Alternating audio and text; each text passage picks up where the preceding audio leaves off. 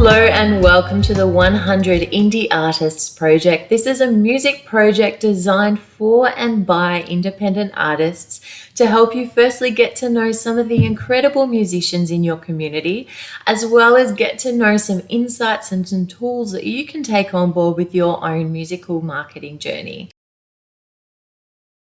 Tell us about who you are as an artist and your background.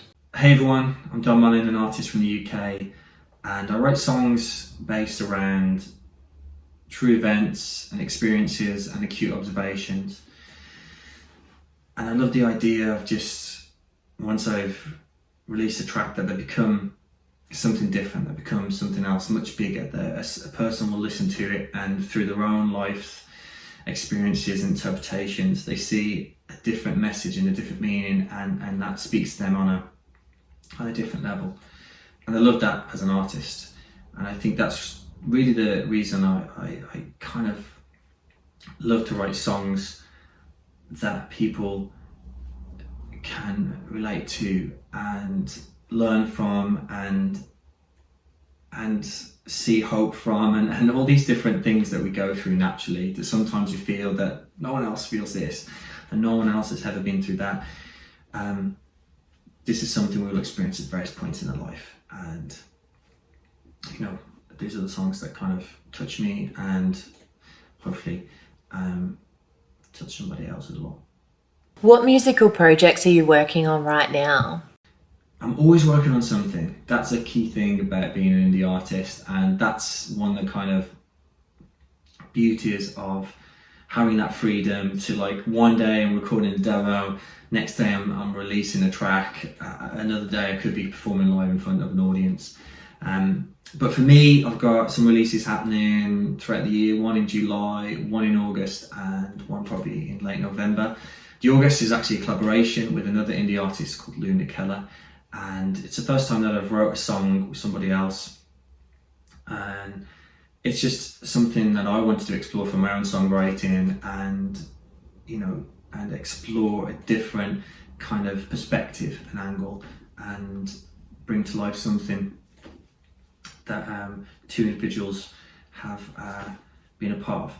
So that's me, and of course along the way there's going to be videos and performances, and of course content that kind of revolves around that. And that's what I love. I think, you know, it's about releasing the song, but it's the package, and it's about the branding and the identity of it all, and it kind of captures this point in your life where you are emotionally and mentally.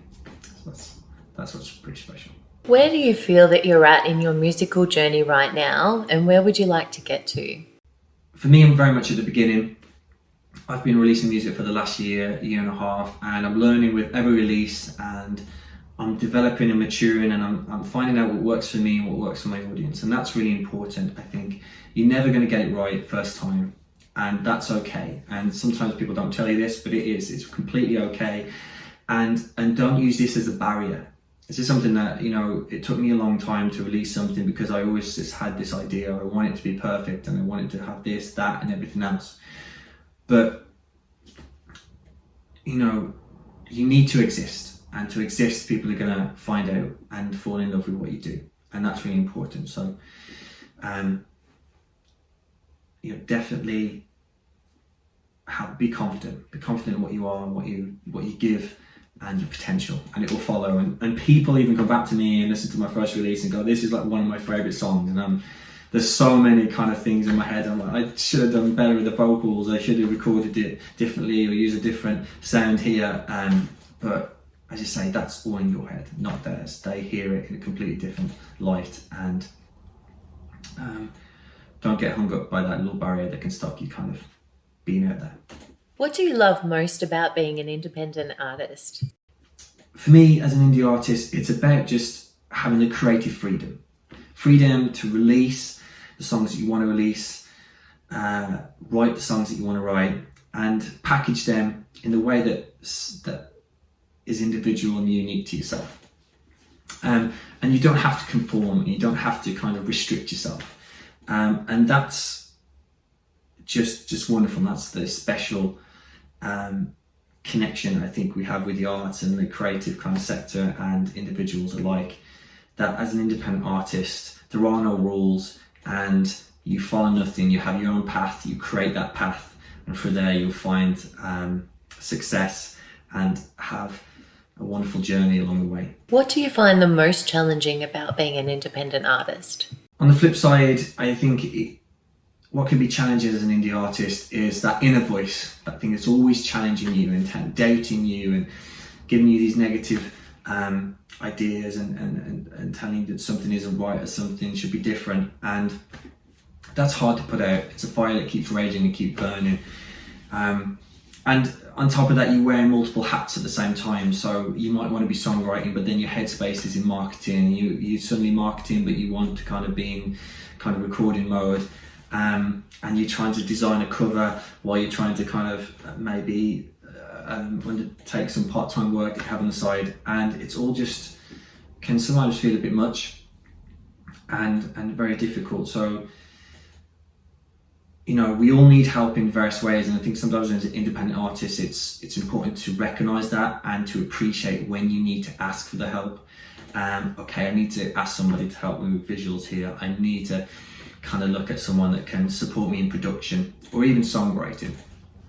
You know, create a team around you that love what you do and appreciate what you do, and they aren't in it just for monetary terms or monetary gains. They're in it for the art, they're in it for the love of what the song is, an entity of the song. And I always believe you got to do what's right about the song. That's the first most important part to any release and any theme that you were talking about. What has been your experience in marketing and promoting your music? I'm very new to promotion, and I think, you know, as I said, it's about learning with each release what worked, what didn't work, and, you know, how you change design or how you kind of find something that you feel comfortable with. Social media can be daunting. I know I still face that all the time, but I think using it to celebrate the quirks and the individuality of the person is where the success is at. And that's what marketing's about. It's about yourself as a brand, and it's about sharing everything that encompasses you as a person. What do you love outside of music? Is it kind of literature? Is it kind of photography? Is it cooking? And celebrating that, and that will kind of definitely allow you to kind of exist and have fun with it along the way. What has been one thing you've learnt along the way that has been the biggest game changer for you in music marketing? I think for me, music marketing is about a couple of things. It's about understanding your audience. What does your audience want? What are they into? What are their interests? What's their demographic? Who are some of the artists they support? And trying to kind of fit yourself into that kind of space and that world, for them to take note and appreciate and understand what you're trying to say as an artist and a person.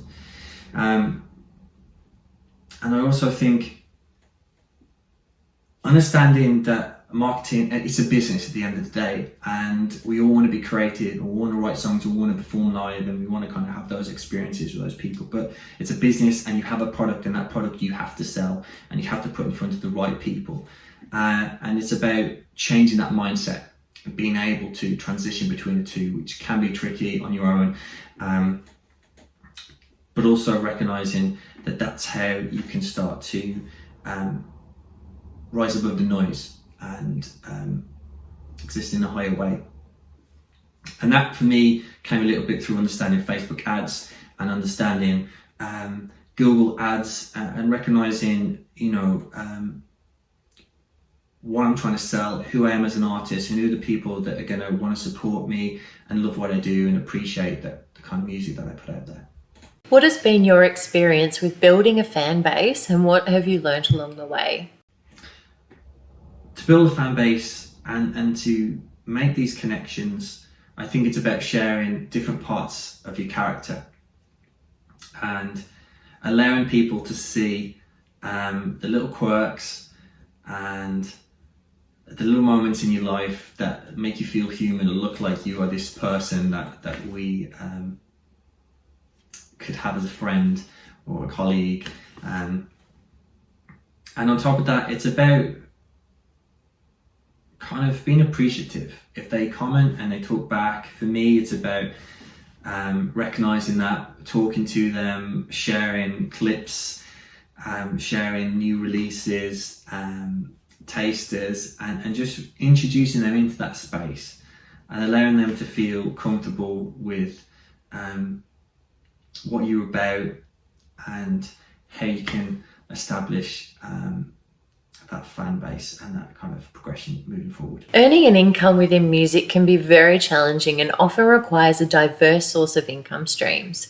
What are some of the streams of income you have relating to your music? Definitely, as an independent artist, it's hard to make money. But I think one of the best pieces of advice I can give is you need to create pillars of income. Of course, you can make money through kind of streams, very little, but you can get to a point where you can start to at least reinvest that into marketing. And then that can kind of create this loop where obviously you're keeping yourself present and growing that fan base and of course existing in a saturated market. But of course that's going to probably be low on your list. So these are the pillars of income that you can earn from. So can you teach guitar lessons? Can you create online courses? Can you do Twitch performances and shows where people can be part of it and donate? So as an artist, an independent artist, you need to recognise that it's just not one source. It's not like you can't just play shows. Of course you can earn money from that, but you need to kind of consider your other options. And that's, for me, where I'm starting to establish that. I've still got part-time work as a teacher, but I've got a Patreon page. I'm releasing tracks, of course, on Spotify. I'm playing live gigs. I'm thinking about kind of being a part of Twitch, becoming an affiliate in there. And it's all these different areas, and you need to find ones that work for you.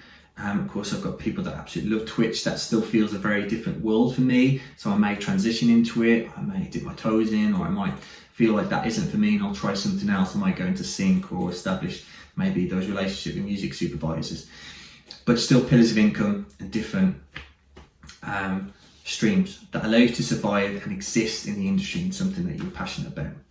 What advice would you give to an artist that's watching or listening to this who is beginning to embark on their own independent musical journey? Celebrate what you're about, recognise your talent and your skill, and of course bring that to the world, and people will fall in love with it and love what you're about. Thanks for watching, everybody. I've been Dom Malin. Lots of love. I hope you're well and safe, and hopefully I'll see you at a gig, a show, or we can connect on socials.